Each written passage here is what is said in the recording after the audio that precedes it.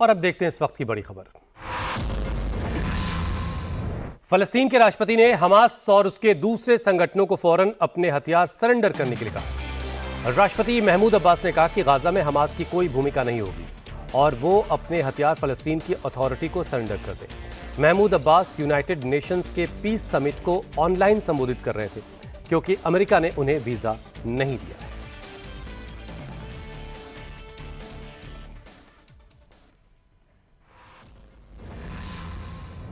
बड़ी खबर फ्रांस की से है, जहां औपचारिक तौर पर फलस्तीन को एक स्वतंत्र देश के तौर पर मान्यता दे दी गई है। फ्रांस के राष्ट्रपति इमैनुअल मैक्रों ने यूनाइटेड नेशंस की मिडिल ईस्ट पीस प्रोसेस की मीटिंग के दौरान यह ऐलान किया। इससे पहले ब्रिटेन, कनाडा, ऑस्ट्रेलिया और पुर्तगाल भी पिछले 36 घंटे में पहले ही फलस्तीन को एक स्वतंत्र राष्ट्र के तौर पर मान्यता दे चुके हैं। अब तक फलस्तीन को स्वतंत्र देश की मान्यता देने वाले देशों की संख्या अब 152 तक पहुंच गई है। इजराइल और अमेरिका इस मुहिम में अब अकेले पड़ते दिखाई दे रहे हैं। इटली ने भी फलस्तीन को मान्यता नहीं दी है। इटली की पीएम जॉर्जिया मेलोनी के इस फैसले के खिलाफ रोम से लेकर मिलान तक प्रोटेस्ट हो रहा है। मिलान में हिंसक झड़प हुई है, जिसके बाद इटली के कई शहरों में टेंशन बढ़ी हुई है।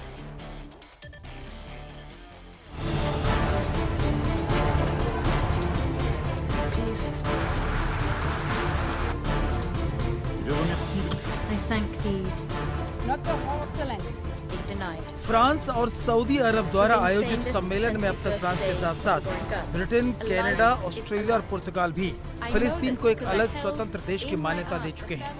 इस तरह से यूनाइटेड नेशंस के कुल सदस्यों में से करीब 78% ने फिलिस्तीन को मान्यता दे दी है। भारत 1988 में ही मान्यता दे चुका है। अमेरिका और इटली ने मान्यता देने से इनकार कर दिया है। इटली की सरकार के खिलाफ फिलिस्तीन समर्थकों के प्रदर्शन शुरू हो चुके हैं। प्रदर्शनकारी गाजा के समर्थन में फौरन युद्ध विराम की मांग कर रहे हैं। ये तस्वीरें इटली के मिलान शहर की हैं, जहां काले कपड़े पहनकर सैकड़ों प्रदर्शनकारी मिलान के सेंट्रल ट्रेन स्टेशन में घुस गए। हाथों में लाठियां लेकर आए इन प्रदर्शनकारियों को काबू करने पहुंची पुलिस पर प्रदर्शनकारियों ने स्मोक बम, बोतलें और पत्थर फेंके।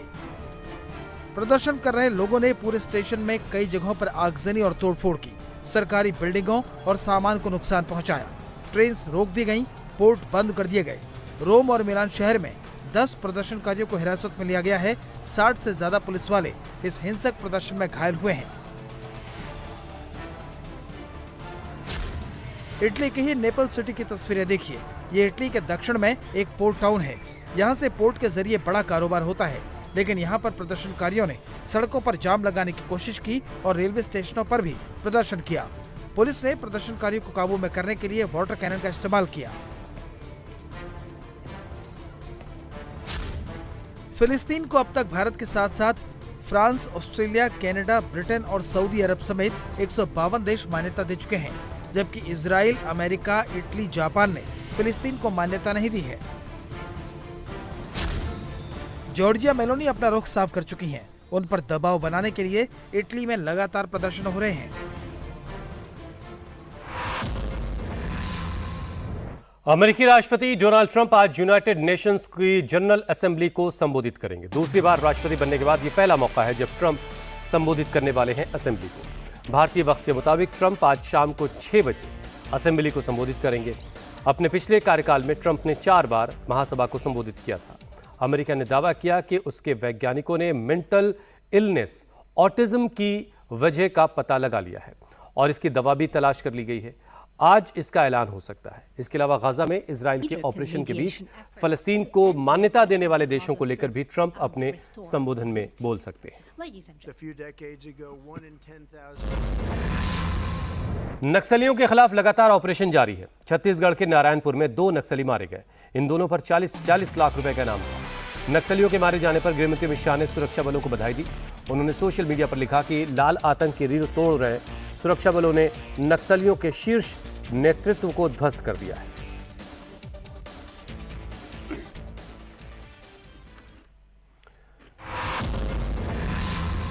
यूपी के सीतापुर में 23 महीने से जेल में बंद आजम खान आज रिहा हो सकते हैं।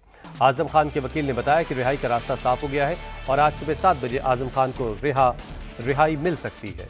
सीतापुर जेल में भी सुरक्षा के कड़े इंतजाम हैं। जेल प्रशासन ने सभी तैयारियां पूरी कर ली हैं।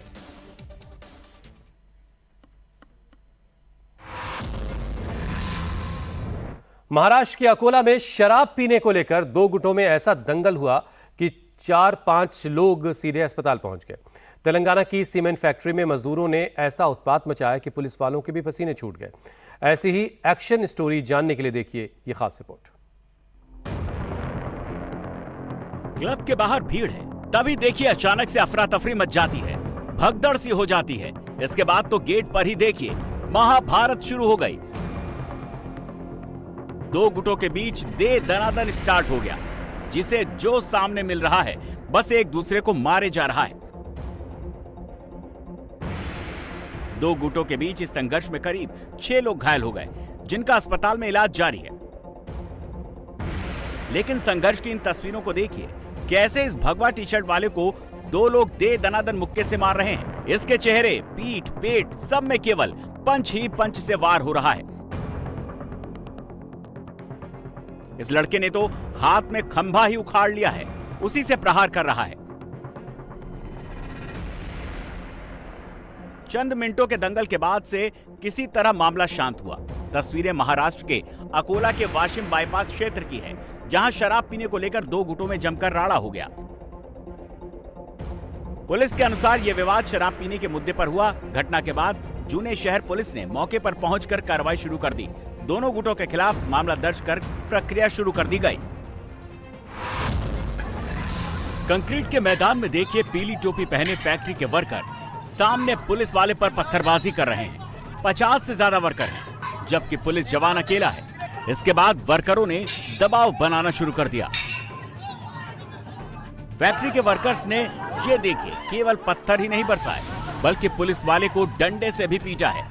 दो वर्कर कैसे, देखिए पुलिस वाले जवान को घेर कर लगातार लाठियां बरसा रहे हैं। जवान तेजी से जान बचाने के लिए भाग रहा है तो सब के सब उसका पीछा कर रहे हैं। जिसके हाथ में पत्थर है वो पत्थर भी साथ कर मार रहा है। देखिए 50 वर्कर हैं और सबके हाथों में पत्थर और ईंट है। सब के सब सामने पत्थरबाजी कर रहे हैं। पुलिस की इस गाड़ी को भी देखिए, विंडशील्ड टूट चुकी है, बोनेट पर बड़ा सा पत्थर पड़ा हुआ है। पुलिस गाड़ी के पीछे के शीशे टूट चुके हैं। तस्वीरें तेलंगाना के सूर्यापेट जिले के भवानीपुरम स्थित डेक्कन सीमेंट फैक्ट्री की है, जहां बिहार के एक मजदूर की दिल का दौरा पड़ने से मौत के बाद सभी मजदूर फैक्ट्री परिसर में मुआवजे के लिए धरना देने लगे। तनावपूर्ण स्थिति में जब पुलिस फैक्ट्री परिसर पहुंची तो मजदूर अचानक पहले पीछे हटे, फिर पत्थरों से हमला शुरू कर दिया, जिसमें कुछ पुलिसकर्मी घायल हो गए।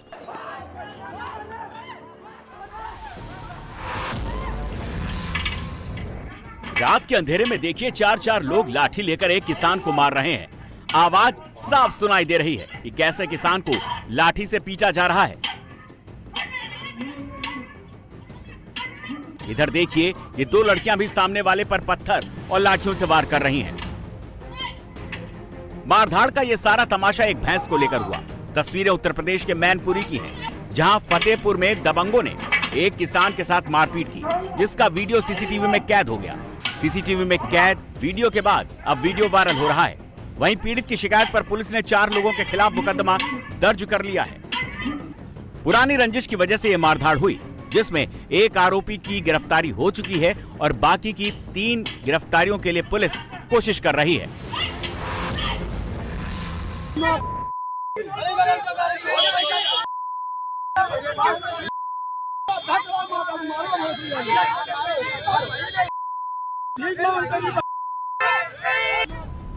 सड़क पर एक ट्रैफिक दारोगा को भीड़ घेरे हुए है। कुछ गालियां दे रहे हैं तो कुछ पीटने की बात कर रहे हैं। 50-50 रुपया ले रहा है। 500 ले के बाद हम तो ले के बाद हमारे पंडा मार रहे हैं। ट्रैफिक दारोगा पर ई रिक्शा ड्राइवर से 500 रुपए रिश्वत लेने का आरोप लगा है। रिश्वत लेने के बाद पिटाई करने का भी आरोप लगाया गया। टीएसआई को रिश्वत लेते जब भीड़ ने धर दबोचा तो टीएसआई साहब हाथ जोड़ते भीड़ से माफी मांगते नजर आए। तब भी आसपास मौजूद लोग दारोगा को धमकाते नजर आए। ये सब हुआ कानपुर की ग्रीन पार्क स्टेडियम रोड यानी वीआईपी रोड पर, जहां प्रशासन ने ई रिक्शा पर बैन लगाया है। इसी रोड पर एक e rickshaw driver e rickshaw लेकर पहुंच गया तो टीएसआई ने रोककर ई रिक्शा सीज करने की धमकी दी। ड्राइवर के मुताबिक टीएसआई ने 500 रुपए की रिश्वत मांगी। नहीं देने पर ड्राइवर की पिटाई भी कर दी। सड़क पर मारपीट होते देख भीड़ इकट्ठा हो गई। जब भीड़ को टीएसआई की करतूत पता चली तो सब उसी पर हावी हो गए, जिसके बाद दारोगा जी ने ड्राइवर से माफी मांगी। अब पुलिस पूरे मामले की जांच में जुट गई है।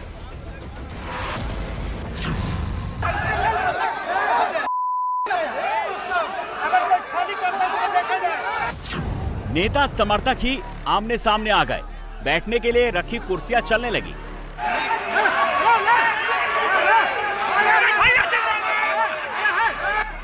समर्थकों में जमकर धक्का मुक्की शुरू हो गई, नारेबाजी होने लगी।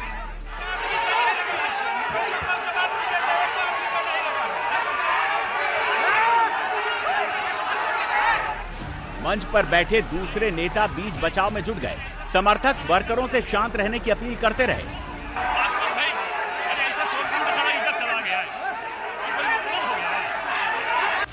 ये मामला बिहार के सारण का है, जहां सोनपुर में एनडीए कार्यकर्ता सम्मेलन में वर्करों ने जमकर हंगामा काटा। विधायक टिकट के दावेदारों से समर्थक आपस में भिड़ गए। एक तरफ बीजेपी नेता पंकज सिंह के समर्थक तो दूसरी तरफ पूर्व विधायक विनय सिंह के समर्थन में नारेबाजी शुरू हो गई। धक्का मुक्की होने लगी, जिसके बाद नीतीश सरकार के मंत्री कृष्ण कुमार मंटू को उतरना पड़ा। मंटू ने माइक पर अनाउंस कर समर्थकों को शांत कराया। दरअसल सोनपुर विधानसभा इलाके में पंकज सिंह और विनय सिंह दोनों ही लंबे समय से एक्टिव हैं और विधायक टिकट के लिए लगे हुए हैं। इसी राजनीतिक खींचतान में उनके समर्थक आमने सामने आ गए।